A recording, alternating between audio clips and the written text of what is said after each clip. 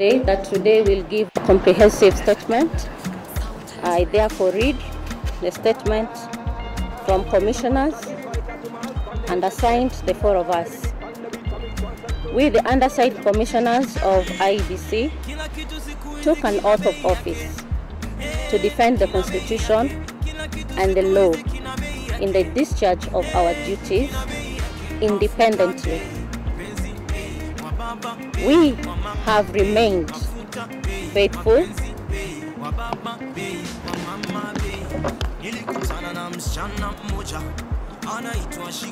I begin.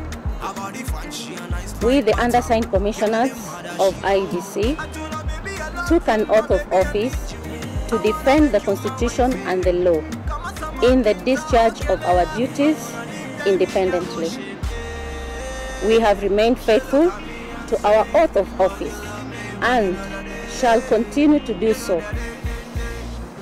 We collectively and unanimously make the following statement pursuant to the media briefing we held yesterday evening, that is on the 15th of August 2022 at the same place, Serena Hotel, Nairobi, where we promise for a comprehensive statement with regard to the results of the August 9, 2022 presidential election declared and announced by Mr. Wafula Chebukati in his capacity as the chairperson.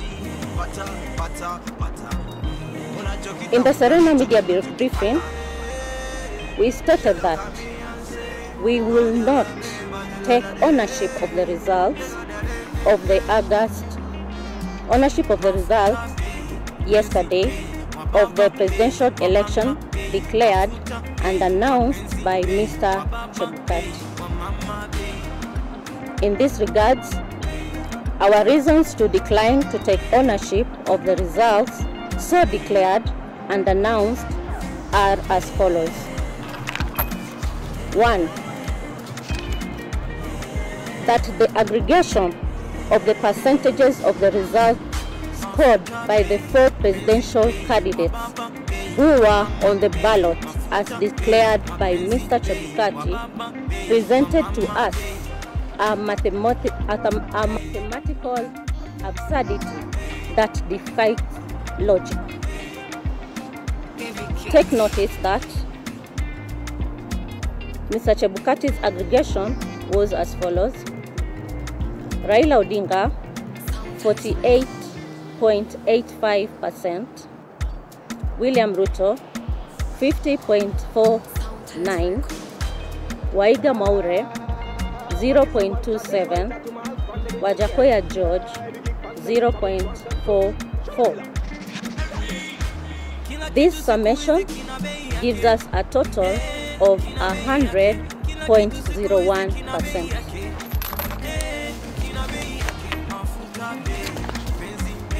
The 0.01% translates to approximately 142,000 votes, which will make a significant difference in the final result. We therefore decline to take ownership of the said results because the aggregation resulted in a total exceeding the percentage of 100, which cast doubt on the accuracy of the source of the figures tallied, and when we demanded that we verify our record, the chairman declined, overruled us, and insisted on declaring and announcing the said result. That's number 2. Contrary to the Constitution and legislation, the results declared and announced did not indicate the total number of registered voters, the total number of votes cast, or the number of rejected votes, if any. In this regard, the results announced by Mr. Chebukati lacked a critical ingredient, namely the total number of valid votes cast to support the percentages scored by the 4 candidates. Unless demonstrated otherwise, we all know that the percentage is essentially a fraction of a whole number. Hence, if, for example, the 7.17 million valid votes cast in favor of the winning candidate, as declared and announced by Mr. Chebukati, translates to 50.49%, then it was 50.49 of what? Further, take notice that Mr. Chebukati claimed that Raila Odinga attained 25% of votes in 34 counties, while William Ruto attained 25% in 39 counties. The question is, which figures in the 34 and 39 counties respectively constituted the independent variable to warrant the conclusion of 25% in 34 counties and 25% in the 39 counties for Raila and Ruto respectively? In the absence of a credible and verifiable explanation, we concluded that the process that went into generation of Form 34C, which he used to declare results of the presidential election, was opaque and incapable of earning our ownership and confidence. Number 3, guided by the authority of Maina Kiai case, petition number 106 of 2016, as upheld by the Court of Appeal in Civil Appeal number 105 of 2017 and affirmed by the Supreme Court of Kenya, we state categorically that the results of the presidential election held in August 9, 2022, declared and announced by Mr. Wafula Chebukati on August 15, 2022, belonged to himself and do not represent the declaration and announcement by Independent Electoral and Boundaries Commission. The Commission has to process the results before they are declared and announced by the chairperson. For the avoidance of doubt, let me quote the Maina Kiai case. It says, "We reiterate as we conclude that there is no doubt from the architect of the law, we have considered that the people of Kenya did not intend to vest or concentrate such sweeping and boundless powers in one individual, the chairperson of the appellant. The emphasis is that the Commission's chairperson has conducted the election as though he is the national returning officer, a non-existent role, and his role in declaring results that were not approved by plenary by all 7 commissioners renders the results unconstitutional to the extent that this is his own results as opposed to those of IEBC. In keeping to Article 138(2) of the Constitution, there is no national presidential election in Kenya, but rather the presidential election is held in each constituency. Point number 4. That in contrary to the Constitution and legislation, by the time the chairman declared and announced the final results from certain constituencies had not been announced. This is our statement. We promised you a comprehensive statement, so here we are, and we are going to give it out to the media. Thank you. At what point did you realize that there was a fake?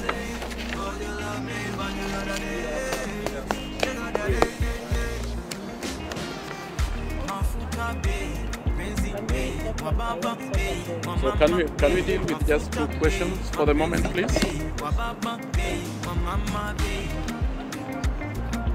Let me answer at what point did we realize the opportuneness? As I said yesterday, we have conducted the election and we did it to the best. We have improved in the processes as IEBC. We have upped the bar. We have considered all the stages and processes that are supposed to be taken care of. But come to the last phase, the tallying phase. As I said yesterday, that at the end, that there was opaqueness. Things were not being shown to the public. You've been there even at Bomas. And the screens were supposed to show cumulative numbers of the presidential candidates' votes as they garnered as we continued to read the results. Isn't it? The same was not displayed to the public, and the same was not given to the commissioners. Just like the public was not aware, the same, the commissioners were not aware of the cumulative results as the day goes by. So 2 days to the end, it was not given out.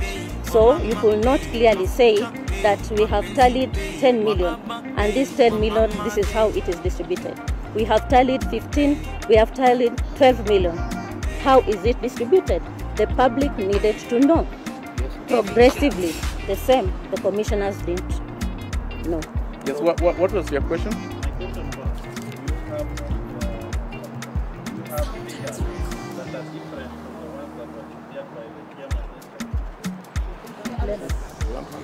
We have figures.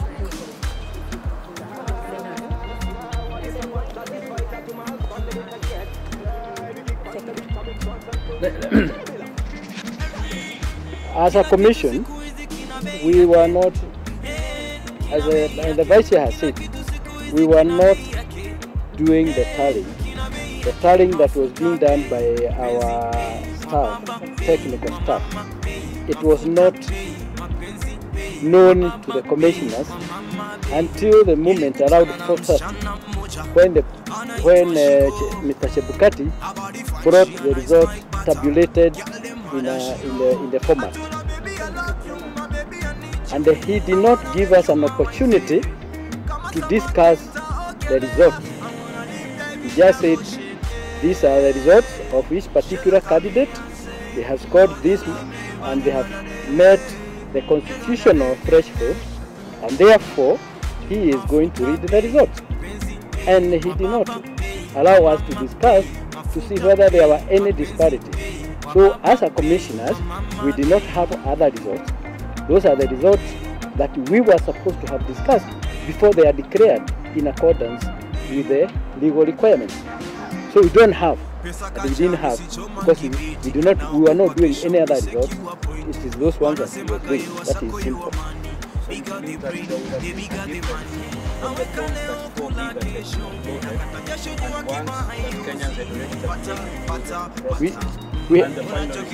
We have given you the statement, and the statement has indicated 100.1%. The rest is for you to decide. We'll give you the statement to go and look at it. Yeah? We do not know the actual numbers, but even if you look at the screen, before the results were announced by Mr. Chebukati, they were required to announce constituencies that have not been announced. There were about 20 or slightly 20, between 20 and 30. We know that because Professor Ngurie was carrying the files to go and announce those results before Mr. Chebukati announces the presidential results. Oh, okay, so sorry, can we hear your question?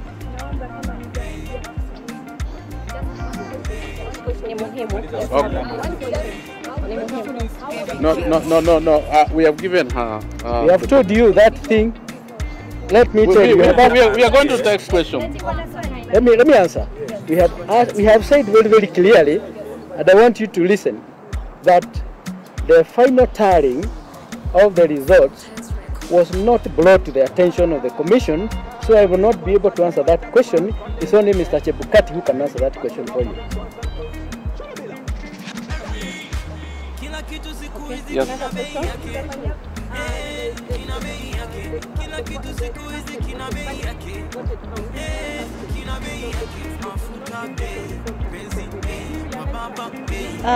Let me tell you, we have said what was announced. We are not taking ownership because it was not brought to our attention to look at them, analyze them, process them as it is required, even in the legislation. So I will not be able to answer that.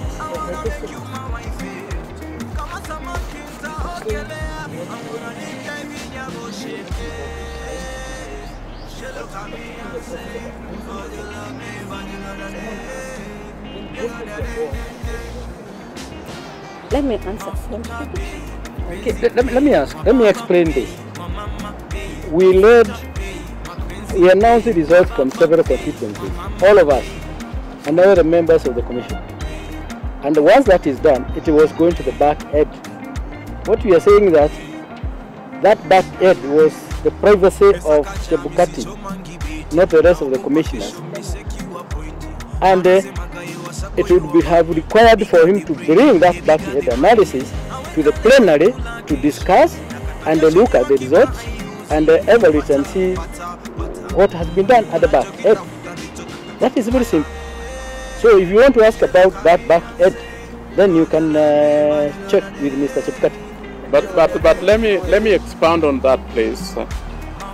The issue that we have, and I want to make this very clear with the process, is the involvement of commissioners in making a decision that this is the final product that we are giving to the people of Kenya. If that is not determined by the commissioners, then it remains the duty and the role and the responsibility of only one person. And that is the issue that we had in the boardroom, where these are the final results. That's what he told us. And then we asked, how about some of the issues that the political parties had raised? And he said that, I will deal with that. And he never dealt with that. These issues that political parties were raising from the floor of the tallying center were important and needed not to have been disregarded. Now these are the issues that we were answering. Where then did those issues go in the context of the final tally of the results that you are going to mention? This is our problem. Yes. Now that. And also, okay. Doesn't the mandate to declare the presidential election rest with the chairperson of the committee of the commission? Yes. Just like he did. Yes, the mandate to declare. The mandate to declare is in the role of the chair of the commission. Yes, but before they are declared, they are processed, and we are saying that we did not process, and that's why they come out with glaring mistakes, and we don't take ownership of the same. Thank you. Those are options. No, that's okay. Okay, Swahili. Okay, Kiswahili. No.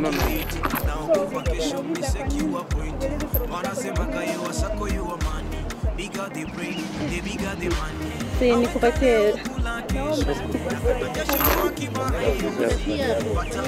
Uliza Kiswahili. Wacha tu niseme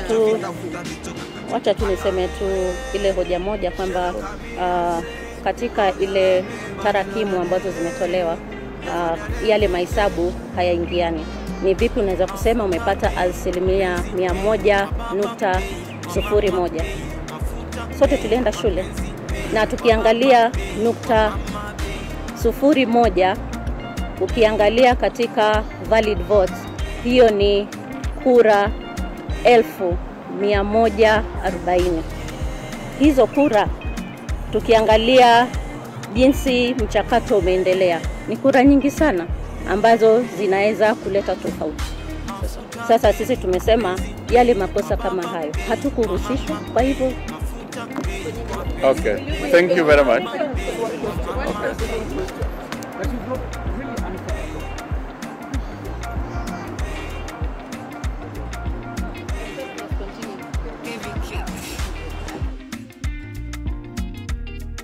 There you